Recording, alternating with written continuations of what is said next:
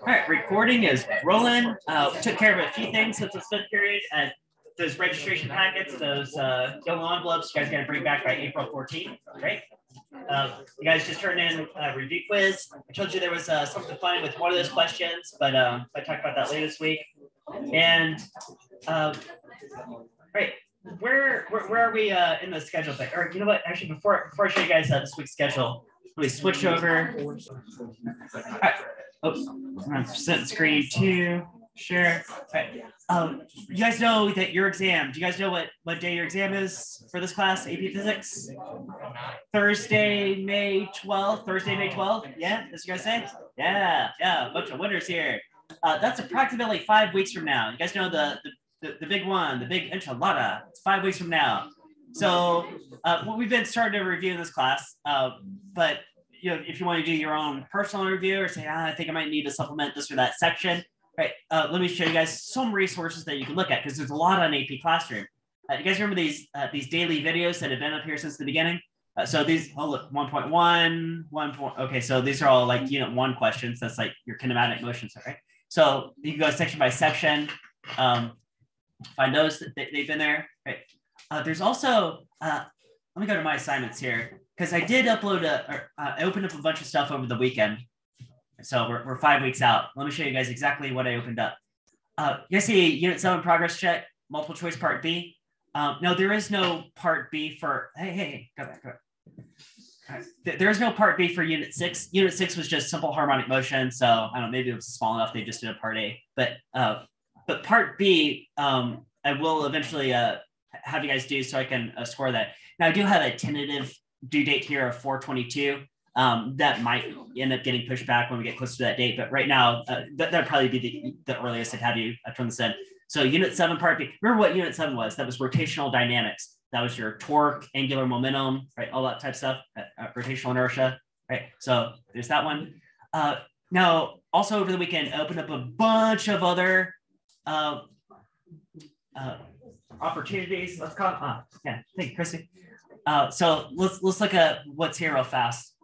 Now, none of this stuff is due. Well, I put a due date of May 13th, which is the date after your exam. But if you see May 13th, you know that, okay, it's nothing that I'm going to collect for points. What do we got here? Practice exam 1, multiple choice. Practice exam 1, free response. Practice exam 2, multiple choice. Practice exam 2, free response. Oh, man, you got like 2 full exams of practice you could do on your own if you want to. I'm going to scroll to the bottom and go to the top. There's kinematic motion 1 and 2. These are packages of multiple choice questions I put together like a couple years back. So if you want extra there, that's Unit 1 stuff. We skip up here to dynamics. That's like your forces. That's like Unit 2 stuff, right?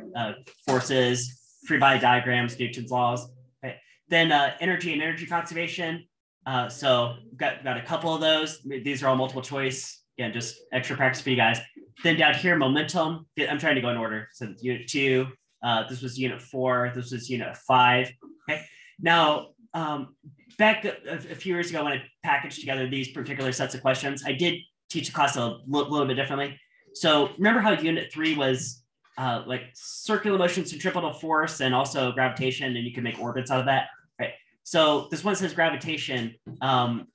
That probably like straddles Unit 3, probably Unit 3 type stuff. But there's also I've got rotation 1, rotation 2. So rotation questions, that's probably split. I'm guessing, you know, what I would have put in these back in the day. Probably some Unit 3 questions and also some Unit 7 questions, right? Rotation, right? Because different aspects of rotation, right?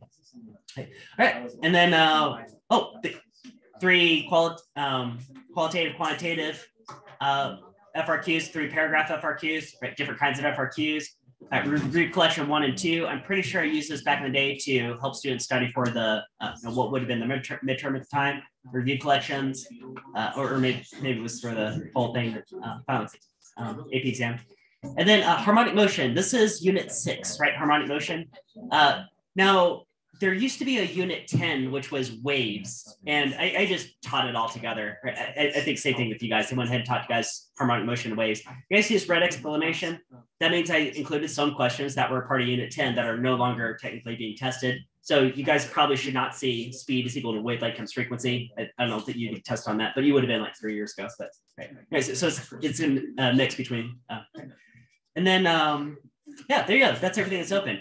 The only other topic, main topic that I would have taught you guys was electricity and circuits. That was units 8 and 9. I'll teach you guys that within the next couple of weeks, but that gets back to the schedule that I was going to show you guys. Let me flip back over and show you guys schedule between here and the, well, this week, and then tell you guys what we're doing here in the exam. So here's what we're doing this week.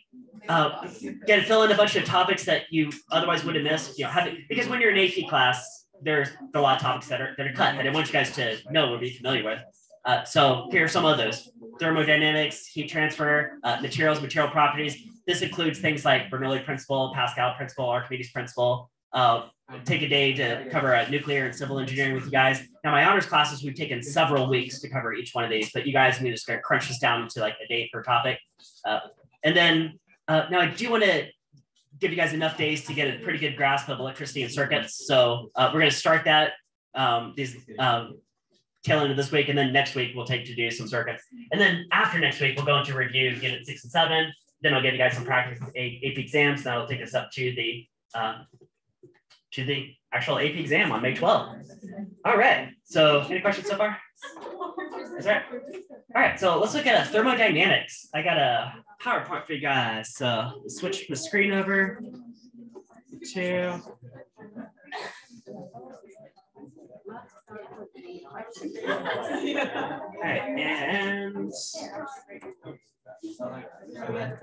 thermodynamics. All right, so start here with temperature scales. You guys remember way back in August, I told you that there are like 7 fundamental things that you can measure. For example, mass in kilograms, displacement meters, time in seconds. Then we took those 3 specifically and arranged them all different ways to create composite units. Like a force in newtons is actually kilogram meter per second squared. Right?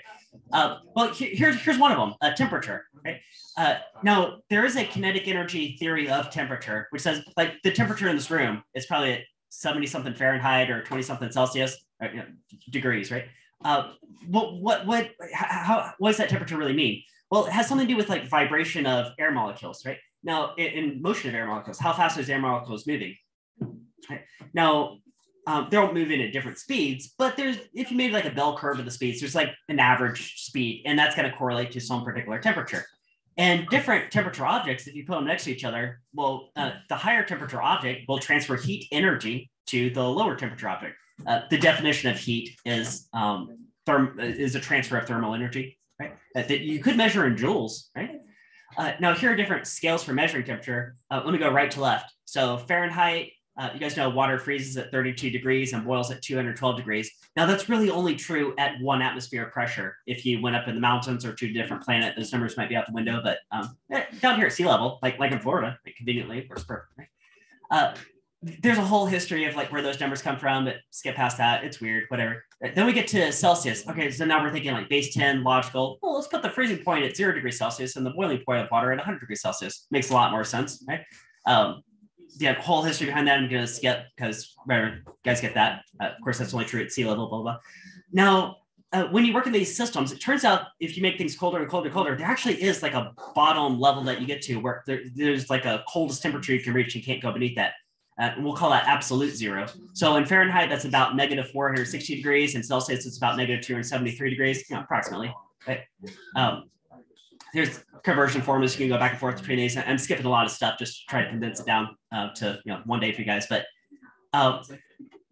some of the some formulas that you apply, actually a couple of you guys will see later in this presentation. I'm talking about entropy, calculation for ideal gas law, or a couple of examples. You might need to scale temperature by some factor, like, well, let's double the temperature, something like that. But then if you're in these relative scales, like Fahrenheit and Celsius, well, these temperature scales can go negative. It's just like a relative scale. Say you had like negative 10 degrees Celsius or 0 degrees Celsius. What if you have something at 0 degrees Celsius and you double the temperature? Is it still 0 degrees? No, because 0 degrees on the macroscopic view is kind of an arbitrary number. It just happens to be where water changes phase from solid to liquid. But it still has all this internal sort of like energy associated with it. If you go back to kinetic energy theory of temperature. So if you have 0 degrees and you double the temperature, like scale it by factor 2, you actually get to 273 degrees Celsius. Oh, I forgot to mention these temperature scales, if you pay real close attention, they aren't actually scaled linearly. So oops, but whatever. You guys get the idea, right? It would actually be 273 degrees Celsius, right? Not zero. Zero times 2 is not 0 if you're talking about Celsius. So we have to bring in another scale that actually is an absolute scale, not a relative scale. And that's where Kelvin was developed, right? So in Kelvin, 0 Kelvin actually is absolute 0. Notice they don't say degrees Kelvin, they just say Kelvin, right? Like it's a unit, right? And so a 0 degree, also Kelvin is scaled the same as Celsius. So a change in 1 degree Celsius is the same thing as a change in 1 Kelvin. So if you're ever applying a temperature in a formula where it's actually like a change in temperature, that case, if you're a temperature change, it doesn't really matter which scale you use, Celsius versus Kelvin. But if you're like doubling, like scaling a temperature, you have to use Kelvin, like an absolute scale. You guys see if you at 273 Kelvin, that's also the melting freezing point of water, and you double that, that would get you like 500 something Kelvin, right? Okay, so there you go. There's temperature scales. Right, laws of thermodynamics. Like you guys know laws of motion, right? Newton's laws of motion, I've got them hanging right there. Those 3 basic laws have all kinds of consequences that follow. Right? So what are the basic, very fundamental laws of thermodynamics? Okay, well, let's go one by one. 0th law: 2 systems in equilibrium with a third system are also in thermal equilibrium with each other. That just means if 2 objects are the same temperature, you put them next to each other, there will be no heat energy transfer. Right? And if you bring in a third object and it has the same temperature as the first, and it'll have the same temperature as the second, right? So, kind of analogous to if you put a ball on a flat plane, it has no impetus to roll down any hill because hills don't exist on a flat plane. Kind of, okay. Right. First law of thermo is one that you know already from Unit 4 of AP Physics, which is that conservation of energy. Energy cannot be created or destroyed, but it can be transferred into different types. Now you guys know potential energy, kinetic energy, energy stored in a spring, work. You guys know those. With this presentation, maybe there's one new type of energy being introduced, thermal energy, like heat energy. And there's some equations that you guys can see later that relate to thermal energy. How does that relate to temperature? Well, you guys are about to see. But yeah, energy, number of joules cannot be created or destroyed. All right, now the second law of thermo. Okay, this one is super important, but also super abstract to wrap your mind around. It has to do with this idea called entropy. Now, what is entropy? Oh boy. Let me do my best job on this one. So I'm going to give you guys a couple of perspectives. One, like pretty stripped down, maybe kind of easy to grasp, but then the second version of entropy is maybe the more applicable one to thermodynamics. So entropy, so sort of simple version of it is think of it like how much disorder is there. So I like to use this analogy of like a sandcastle. Like if you build a sandcastle, that'd be a very highly ordered state of those sand molecules. In fact, statistically, there's only like one way to create that sandcastle, right? The very highly ordered sand molecules, right? Now, if you left that sandcastle alone and you came back a couple of days later, you probably totally expect it to just be like this random looking pile of sand, right? We'll call that high entropy, like a high disordered state, right? And statistically, there are many ways to have a random pile of sand, like only one way to have the castle, but many ways to turn to a pile of sand, right? And it will spontaneously go from the low entropy to the high entropy state. That will spontaneously happen. What you would not expect is to have a random pile of sand come back 2 days later and it spontaneously turns into a sandcastle. That would be crazy, right? Now, could it physically happen? Well, it's just statistically be so crazy unlikely that it practically never happened. Right? Now, what does this have to do with like thermodynamics? The sort of like thermodynamic application of this, actually, I think I've got it spelled out here. Entropy is a thermodynamic quantity representing the unavailability of a system's thermal energy for conversion into mechanical work. Often it is interpreted as a disorder or randomness in a system. So this involves like a passage of time, just like you would expect the left picture to spontaneously turn to the right picture, but not the other way around. This is related to the arrow of time. Like, why does time move forward, or what physical properties would indicate that time moves forward? Or like some civilizations and societies used to think that time was cyclical. Everything is just like cycles. Or how, like if you apply like Newton's laws of motion, you say, well, why couldn't things just move forward and backward? Like momentum was conserved either way, right? This is one indication that time actually does have a specific direction to it. This is one measurable way, right? Because there's certain processes that happen in one direction, but not the other, right? you can stir sugar into tea, but you can't really like unstir it out, sort of deal, right?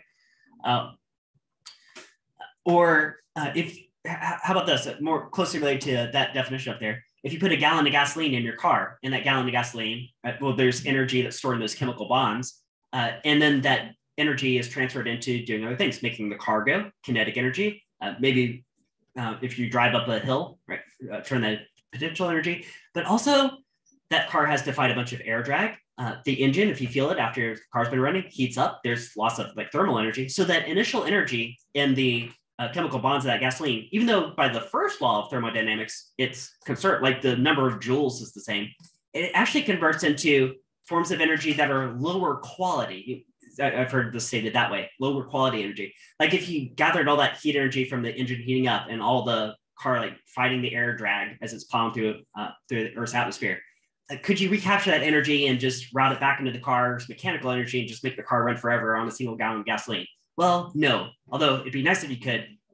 If you could, that's called a perpetual motion of the,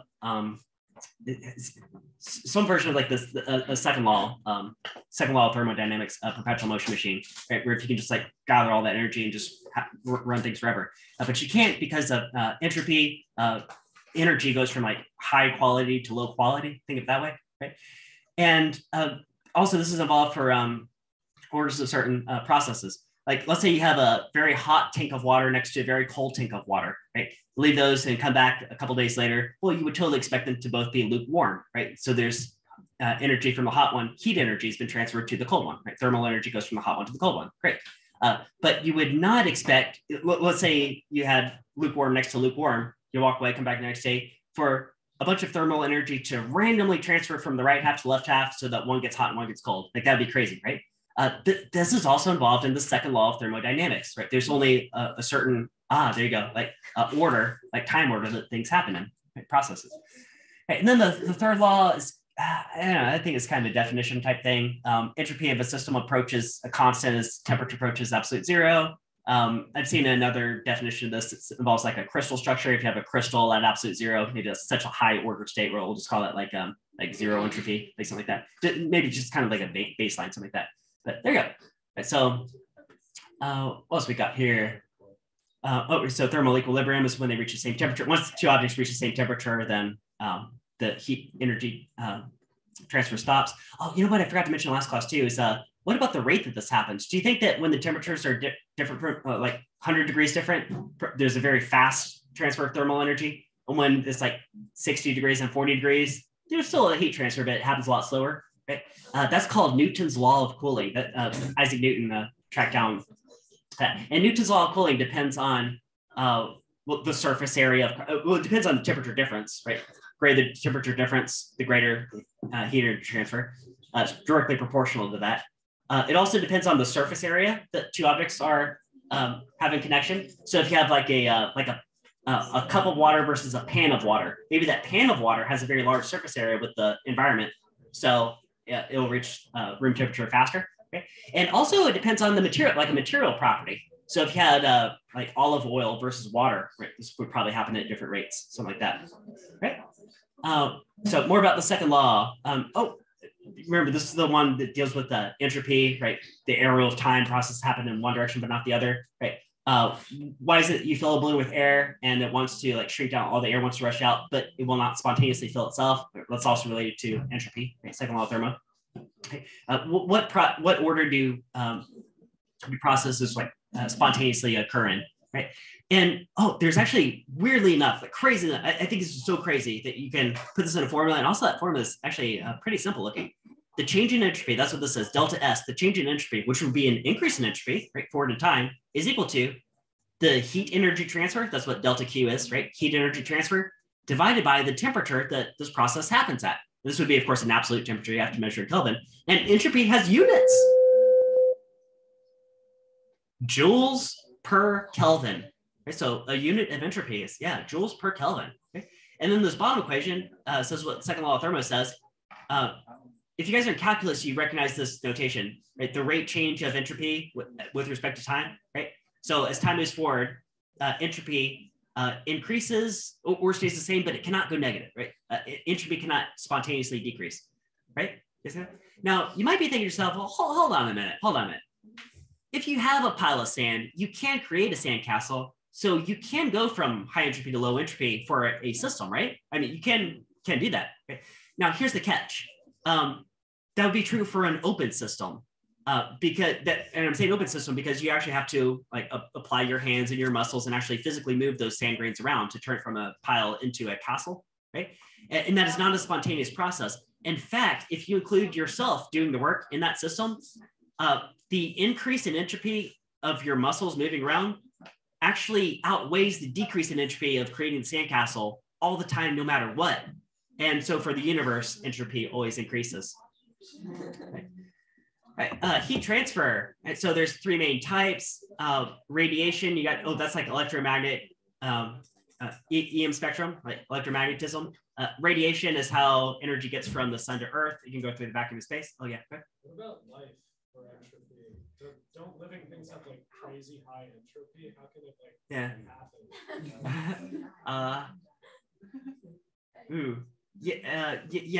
Entropy is, I don't know if I have a good answer for you, but you're right. You're onto something. Entropy is involved in life processes. This is, I've seen a question like, why do people get older but not younger? Somehow related to this too. That's a really good question for Google. How about that? Yeah, because I think more generally, you guys know all the stuff I tell you. I mean, this is all like high school level stuff. You can go like crazy, like graduate level stuff with any of these questions too. And entropy is even something that I have trouble like wrapping my mind around. It's such an abstract idea. So if there's ever anything I tell you in class, like, ooh, that's really interesting. The internet knows way more than Griffin does. Hate to admit it. Heat transfer. Right, so three main kinds. So take off radiation. Conduction. Conduction is direct contact of surfaces. So two surfaces, direct contact. You have a thermal transfer that way. Convection is bulk movement of fluids. Right. So for example, if there's a temperature difference, the water at the bottom is hotter than the water at the top. Okay, well that will induce a convection current. Right. How about a steam cloud like moving through the atmosphere? Ooh, I bet that carries a bunch of thermal energy, like a convection. Right? There's actually a Sunshine State standard where I have to teach you guys a bit about ocean currents. So this is probably the best place to put it. So these ocean currents have been stable for a long, long time in geologic history. Now, what are the drivers of the currents? Well, there's a few main drivers. One is wind. One is temperature differences, right? Got hot water near the equator and cold near the poles, right? So that wants to equalize, like this right here, set up a convection current. Also, salinity differences. Imagine you have all this water evaporating at a faster rate near the equator, but the salt doesn't evaporate, just the water part does. That leaves behind saltier water because we've got salinity differences. Do you guys notice the water up here in the northern hemisphere is going clockwise, and in the southern hemisphere it's going counterclockwise? Ooh, what do you think is causing that? Coriolis effect. Yeah, Coriolis effect. You guys remember that? Talking about hurricanes. Okay, here we go. All right. Temperature versus heat energy. This is a phase change diagram. All right, so I've got a story for you guys. You take an ice cube out of the freezer. Let's say it's like -10 degrees Celsius. Let's say this applies to water. I mean, maybe most materials might have a similar looking curve at some pressure, but let's go with an ice cube, right? Like water. So we pull it out of the freezer. It's like right here, right? And then throw it on the stove and heat this ice cube up. Right? Well, I'm gonna put a thermometer on it too, right? You guys imagine? Right? Thermometer. So I watched that ice cube go from -10 degrees and warms up more and more until it reaches 0 degrees. Once it hits 0 degrees, it starts to melt, but something funny happens to its temperature. Its temperature gets stuck at 0 degrees Celsius, right? And if you ever have like a glass of ice water, that ice water, everything in it is all 0 degrees. Now, I'm talking about this flat line right here, this flat line at 0 degrees Celsius for water. So the left end is 100% ice, the right end is 100% liquid water, but the middle might be like a mix, like 50-50, right? And the higher the proportion liquid, the more you are to the right. So you're always having heat energy going to the right, but the temperature is like stuck at 0 degrees. Now, once it all melts away, it's all liquid. Okay, now the temperature is allowed to rise again. And that happens until the water hits 100 degrees Celsius, as long as you're at 1 atmosphere pressure, 101,000 pascals. Right? And then it starts to boil and it undergoes another phase change. Right. Now, what if you have a pot of boiling water? You're like, I want this water to be hotter, and you turn up the flame. Is that going to increase the temperature of the water? No, the water's stuck at 100 degrees Celsius boiling. Now, it's going to transfer more heat energy faster. It might boil it faster, but the temperature is actually stuck. Right. Now, you can change that by changing the pressure. So if you go up in the mountains, is that what's that? Is that somebody's phone or the end of the world? I hope it's somebody's phone. All right. Well, 50-50. We'll find out by the end of class.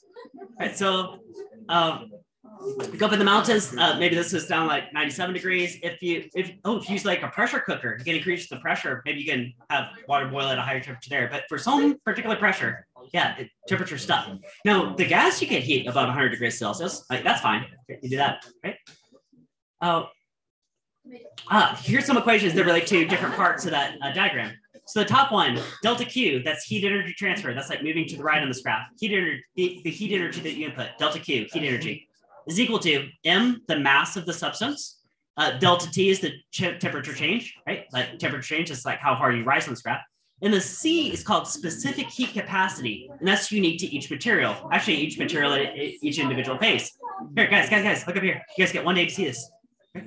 So that C on this graph is actually the reciprocal of the slope of any one of these lines. So kind of like the slope, but the reciprocal technically, right? So turns out that water has a very high heat capacity. Here, I got it right here. Here's different specific heat capacities for different materials. Water is at the very bottom right here. You guys see the bottom right? Water, 4,186 joules per kilogram Kelvin. And what that means is it's very hard to change the temperature of water. Water has a very shallow slope for this leg of the graph. You can put lots and lots and lots of heat energy into water, and it takes a long time for the temperature to change. You know that because if you put a pot of water on the stove, the metal part heats up really fast, and it takes a long time for the water to catch up. Metal's very low heat capacity, water very high heat capacity. Right? But you know what? What about the flat parts of the graph where there's no temperature change? How does that? Okay, well that's what we need this bottom equation for. Heat energy. You put its heat energy to some mass, and delta H is called heat of fusion for the melting or freezing part. And it's called heat of vaporization for the boiling or condensing part. Okay, right, it tells you like maybe how long those are. You put in lots of heat energy before it actually fully melts or boils. Okay, you guys got that? Okay. All right, and then here's latent heat of fusion and latent heat of vaporization for different materials. Top line is water because pretty common, wasn't it? Okay. Guys good? What is what? What does it mean by fusion? Okay. Specific heat, latent heat of fusion is basically how long is this leg of the graph right here, this melting and freezing part? Like how much heat energy would you have to put to melt the entire ice cube, or how much energy would you have to take out of it to freeze the entire thing? Right? Yeah. All right. Now that phase change diagram we're showing you guys is only for one particular pressure, let's say atmospheric pressure, right? But if you want a larger picture of this, well, here's a 2D map. So let's navigate, because you might have a question like, what's going on? Say like if you go down to the clouds of Jupiter, has very high temperatures and pressures, or maybe you're going to be a chemical engineer one day, or work at some plant where you're saying, well, we need to manufacture this thing, and we need like 20 atmospheres at this crazy temperature. We might need a diagram like this. Now, this is just for water, but each material might have a similar looking diagram. What we got here? We got increasing temperature to the right. You guys see how temperature increases linearly, 50 Kelvin at a time, or if you like at the bottom, 50 degrees Celsius at a time. Okay. And then increasing pressure going up. Yes, look right close here. This pressure increase is scaled logarithmically. Look at this. 1 Pascal, 10 pascals, 100, 1,000, 10,000. It's going up by factors of 10. You see it? And right here at a smidge above 100,000 pascals, at 101,300 pascals, you see a red line going across? This is 1 atmosphere. This is what we're in. And then how about temperature? I see 2 vertical lines, one at 0 degrees Celsius and one at 100 degrees Celsius. So that's the freezing boiling points of water. So right now in this room, guess where my mouse cursor is? We are right here. We're about 25 degrees Celsius room temperature and at 1 atmosphere. Now, how do you boil water? You might say, well, I could heat up water, right? That'd be moving to the right on this graph. do you guys see another way to also boil water? Decrease the pressure. Would you guys like to see water boil due to decreased pressure? Some yes, some no, but we're going to go with yes because I am the teacher. We're going to demonstrate reduced pressure. I'm going to mute you because I am the teacher. So here we go. Beaker of water, throw it in a tank, vacuum out the air. Oh, look, it's boiling. Now, see how many guys are following. If you touch that boiling water, what would it feel like? Cold. Good call. I was going to say room temperature, but actually cold is a better answer. Also, if you said bubbly, I would have accepted that. Let's go. Now, do you guys see? Oh, look at that. A layer of ice. Do you guys see a layer of ice formed right there? Now, what? Hey, why does something boil and it turns to ice? What? Right. Well, let's go back to, actually, one more thing here. Just got to pull this out and turn it upside down. Show you guys that it is, in fact, ice. Right. It's ice stuck there, right? Right. Let's bump this. Right. Well, how about this? Do you guys remember during that boiling process, the temperature flatline? Because boiling is actually a cooling process from the point of view of the material that's being boiled. Right? Like you're always putting heat energy into it. I mean, the flame is on the stove underneath the water. Right? So why isn't it heating up more? Why is its temperature going up? Well, because that boiling process is actually dumping heat out of the material in the form of steam. And if it's reduced pressure boiling specifically, then that releasing heat energy turns it, lowers the temperature until it actually freezes over. Right? You guys see this point right here? Oh, wait. Before I tell you about the point, is it possible to go straight from a solid to a vapor? What's that process called? It starts with an S. Sublimation. All right, you guys know this. Why am I the teacher? Sublimation. I bet you guys know an example of something that undergoes sublimation. Dry ice. And dry ice is actually what molecule? Carbon dioxide. Yeah, carbon dioxide. Yeah, dry ice is carbon dioxide. Yeah, it goes straight from here to here at 1 atmosphere, right? Now let's look at this point. Ooh, look at this triple point. Ooh, could solid, liquid, gas all exist same place, same time? Let's check out this triple point. Would you guys like to see some boiling snow? I want to see some boiling snow. Here we go. All right. Now they're hitting all around the triple point right here. Now it's hard to hit it exactly. It's kind of like trying to balance a baseball on the tip of a pencil, right? It's like not quite stable, but hey. All right. So you got solid, liquid, and gas all same place at the time right here. Ooh, look at that.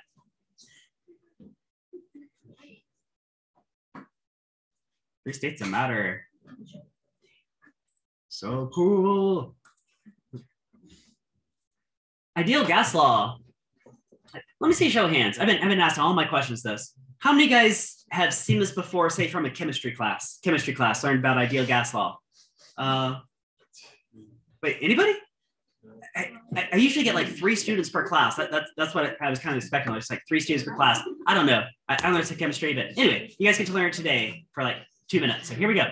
So ideal gas law is actually a composite of 3 predecessor laws. We got Gay-Lussac's law says that pressure is directly proportional to temperature. So for example, if you double the temperature, you're going to double the pressure for a constant volume. Now, this one you might think the balloon is a bad example for this one. Think like a can. What if you had a sealed can? You put that can on the stove, you heat it up. You think eventually it wants to explode? That's Gay-Lussac's law. Now, I'm saying if you double the temperature, you would double the pressure. If you did a calculation, you have to use what temperature scale for that? Kelvin, because we're talking about an absolute temperature, right? Like if you had a negative degree Celsius, that wouldn't make any sense. Okay. You have to use Kelvin. Charles's law, volume is directly proportional to temperature for a constant pressure. So double the temperature, you'll double the volume, all else equal. Maybe you could use the balloon for that one. Okay. And then Boyle's law says that there's an inverse relationship between pressure and volume for a given temperature, right? So like if you take this balloon and you squeeze it down, wouldn't you be decreasing its volume? And wouldn't the pressure into the side go up? Like if you were like a fly flying around, be like, you get like so much pressure in here. Like half the volume, there's like 2 atmospheres of pressure. Okay, now, if you take these 2 laws, put them together, you get the ideal gas law, which is this right here. Pressure times volume equals N times R times temperature. So pressure, volume, and temperature. Okay. And what are the N and the R? The N represents number of moles of gas. So like how much gas do you have?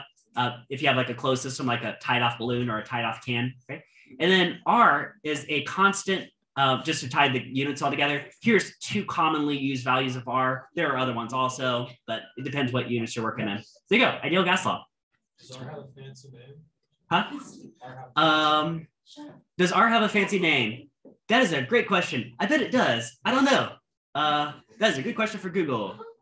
All right. Have some videos that aren't playing, so let me see what I can pull up here. I know I've got something cool for you guys. Here we go. Liquid nitrogen. Do you guys see that in the title, liquid nitrogen? Hey guys, the air that we're in right now is a mix of different gases, but the air that we're in right now is predominantly which gas? Nitrogen. I think it's about 78% nitrogen, I want to say, like 21% oxygen, something like that, I think. And then there's like a little bit of argon and then trace amounts of other things. All right, so how cold would it have to be to liquefy the air in this room? Well, you're seeing it on the screen right here. That is it. That is liquid nitrogen. Crazy, crazy cold. Now, one of the first things they do, take a balloon, dunk it in. If I had this unmuted, you could, if you pay real close attention, he says, like, hey, don't put your fingers in there. You'll freeze off your fingers. Then you will have, yeah, well, 5 fingers on your left hand. But so what happens to the volume of this balloon? Ooh, it got really shrunken because decrease the pressure, decrease the volume I said that wrong. Decrease the temperature, you'll decrease the volume for a given pressure. This is all at 1 atmosphere, right? It's all at 1 atmosphere. It's all in the same room. Okay. Oh, look, it's warming up and it's also expanding. Ooh, look at that. Okay. Let's break out the flower. It's flower time. It's kind of nice and limp, right? Kind of limp, isn't it? Okay. What happens if we slow those molecules down?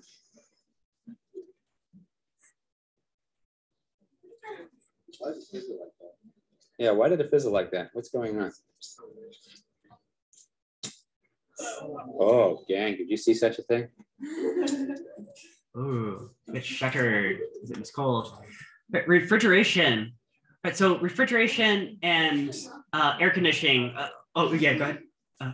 I'll call those same technology, very similar technology. Now, if you guys ever sat down and thought about this, this is something that's really tricky to do. It's only been developed I should know this, definitely in the last like 200 years. So it's easy to heat things up, right? Just light a fire, or really like any process you do, like tends to heat things up. But how do you take like lukewarm air or water and actually cool it down? That's really hard to do, but it can be done. And that's actually why I have ideal gas law leading into this, because this might give you some kind of insight. Like if you want to decrease the temperature, well, maybe you have to do something like, decrease something on the left side of this equation, like pressure or volume, right? Ooh, look at this like expansion valve here, right? If you got like some refrigerant, move it through here, and say you decrease the pressure, expansion valve, like decrease the pressure, then that will cause a temperature drop. Ooh, and then now you have something that was colder than something you started with. Now this is an energy intensive process, right? It takes energy to make this happen. And there's 2 halves to this process, right? There's the part that gets colder, run air past that, and there's your either refrigeration or air conditioning, depending on what you have set up to. But another part of this process is that something has to heat up in exchange for that. And you want to dump all that hot air out on the other side. Let me go way back a bunch of slides ago. You guys remember this right here? So remember the left picture to the right picture will spontaneously happen, right? Different temperatures will naturally reach equilibrium, but the right picture will never spontaneously turn into the left picture. But you can force it to happen with refrigeration or air conditioning, right? Refrigeration. But keep in mind, to get something cold, there's another half the process. There's something else that's heating up, right? You don't get something for nothing, right? So let me scroll back to where we were. Right. So somewhere about here. Okay. And then, have you guys ever, well, I got a question for you guys. Okay. Let's say you go home later today and you open your fridge door and you just leave it running all night, and your house doors are pretty well closed, and let's say you turn off the air conditioning and just let your fridge run all night, just a bunch of cold air dumping out the front, right? What's that going to do by the time we wake up in the morning? Is your house going to feel really cold or really hot? How many of you guys say really cold in the morning? How many of you guys say it's going to be really hot inside your house? Who else says hot?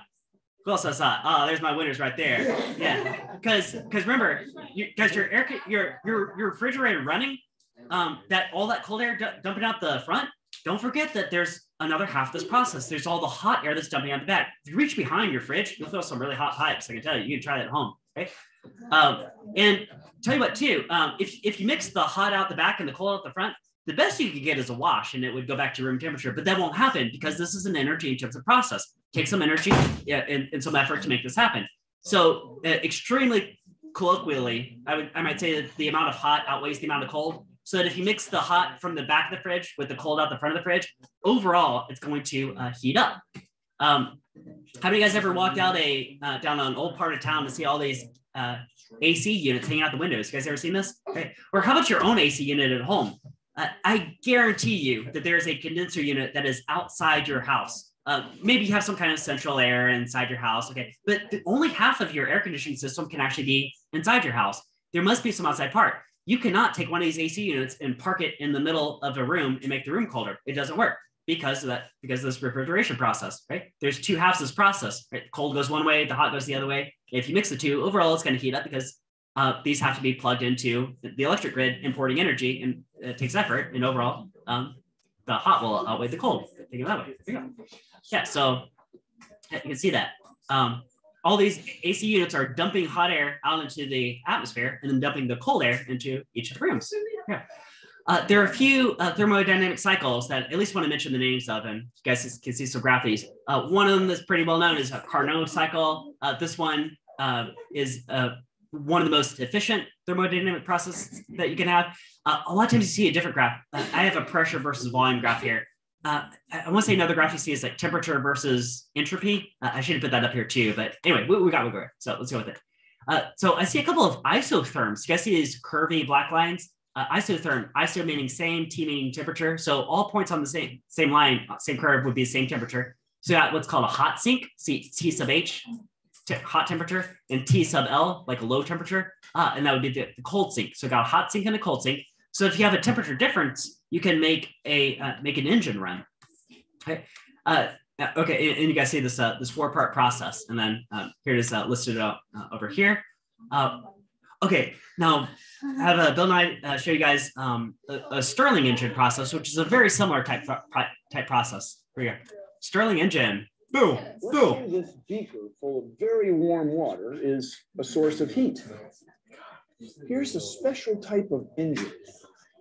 A Stirling engine named after the Stirling brothers who invented it, got a patent in 1807.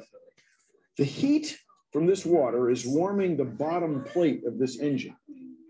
Give it a little nudge. The engine will run. Now notice there are two pistons. There's this little one up here, the primary, and then there's this big one down here, the secondary. And as the heat from this water warms the bottom plate, it makes the air expand. The expanding air drives the piston. So this is a way to convert the energy of heat into what we call mechanical work, or making something spin. And the extraordinary thing about Stirling engines is they're so efficient. It's just a little bit of hot water. And look how fast it's making the wheel go. Now watch what happens when we take the same Stirling engine running clockwise and put it on another beaker, but this one's full of ice water. In just a few seconds, the Stirling engine will slow down because it's lost its source of heat from the bottom. But now it will run the other way from the ice. So there's an old joke in science. A thermos bottle keeps cold things cold and hot things hot. How does it know? Well, the reason it knows is because, in a sense, in science, there's no such thing as cold. There's only the absence of heat. So this is still a heat engine, and it's running off of heat. But the source of heat now is the room. The air in this room is warming the top plate, and heat is now flowing down through the engine instead of up through the engine as it was over on the source of hot water.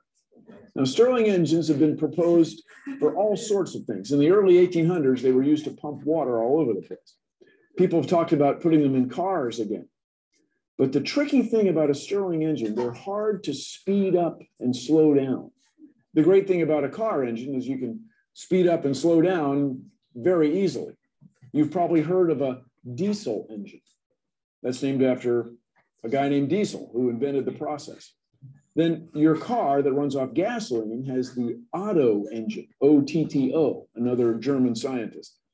There's all sorts of heat engines. There's the Watt engine, the Rankine engine, the Brayton engine, the Atkinson engine. And they're all different arrangements of pistons and valves to convert heat into mechanical work.